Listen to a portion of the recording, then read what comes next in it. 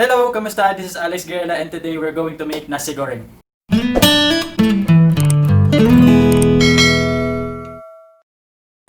Nasi goreng means fried rice on Bahasa and Malay languages.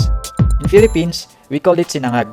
Nasi goreng comes with meats, vegetables, spices, and usually seasoned with sweet soy sauce and is traditionally served with fried egg. Sigurado akong sak na sakto sa panlasa natin mga Pinoy. For this recipe, I used leftovers available at home. And the result? Sobrang sarap! Shout out to Adit Gan who watched my Indonesian snacks video and requested for me to cook Indonesian food. Terima kasih to all the Indonesian people who watched that video. So let's go cooking. So I have already prepared some of the ingredients here like the onion, the garlic, the red chili, and then the leeks or sibuyas na hilaw. Yata yun. Sautein muna natin to. Onion and garlic. So I put a lot of garlic. Kasi di ba tayo mga Pinoy, sarap na sarap tayo sa sinangag kapag ka maraming garlic. So there. Isa lang natin siya for about 30 seconds. So guys, I don't have all the ingredients. I'm only going to cook what's available here at home. So you'll see later. So after this, we're going to put the chili.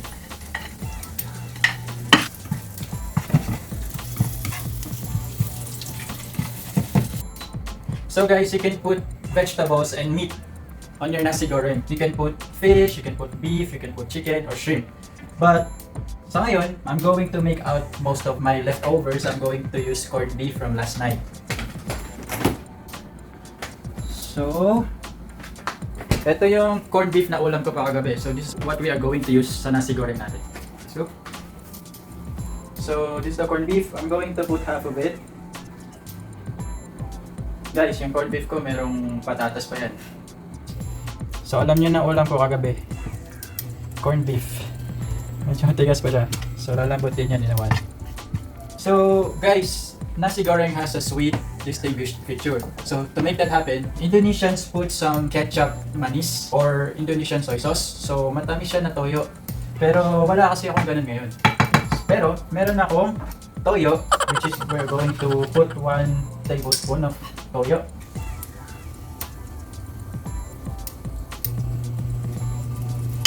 And 2 tablespoons ng sugar. So haluin lang natin yan. Bango na guys. Gutom na ako. Syempre guys, hindi mawawala yung rice dito sa nasi goreng recipe natin. So I have 1 cup of rice dito sa ref na leftover from 2 days ago. Buddy's rice. 2 days ago pa tong rice, pero pwede pa yan. Halo lang natin siya.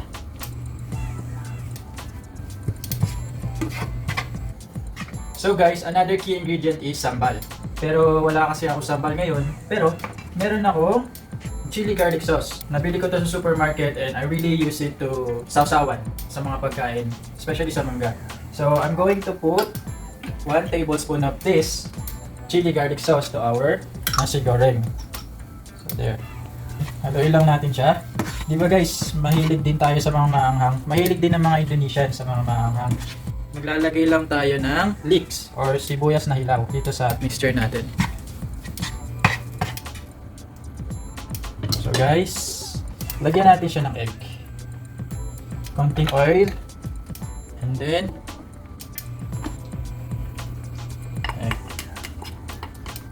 In a while, ihalo natin siya dun sa rice natin. Durug-durugin natin siya para madali na siyang ihalo dun sa rice natin. Okay? This. Ayan.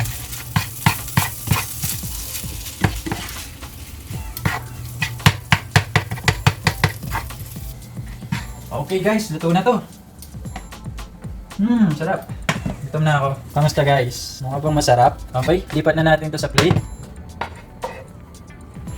Oh, sarap to. So guys, this is my version of nasi goreng or fried rice or sinangag. Kahit anong tawag mo. Of course, hindi mawawala sa nasi goreng ang fried egg. So nag-prepare na ako kanina. So lagay lang natin yung fried egg dito. And mag-sprinkle lang tayo ng sibuyas na hilaw. Yan. Tapos, maglalagay lang tayo ng kamatis sa side. Pati lang natin ito sa apat.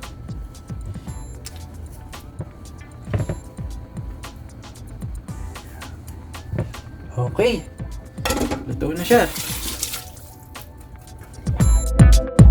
Guys, look at that amazing appetizing color. So, since gustong-gusto nating mga Pinoy yung bawang sa sinangag, you can top it with some crispy fried garlic or dilis. Guys, sobrang dali at bilis lang nitong gawin. Kaya kung nag-iisip ka kung anong lulutuin mo mamaya, eto na yun, no? So guys, I'm presenting you my version of Nasi Goreng or Indonesian Fried Rice. So syempre, titingnan natin yan. Check natin kung masarap siya. So with the egg, yung wala munang egg, yung rice muna.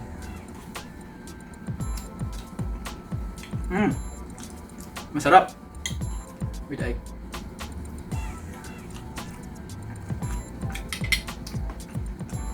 Enak. So guys, don't forget to like this video and subscribe. Also, I hope na nagustuhan niyo tong recipe natin for today. Thank you! Terima kasih!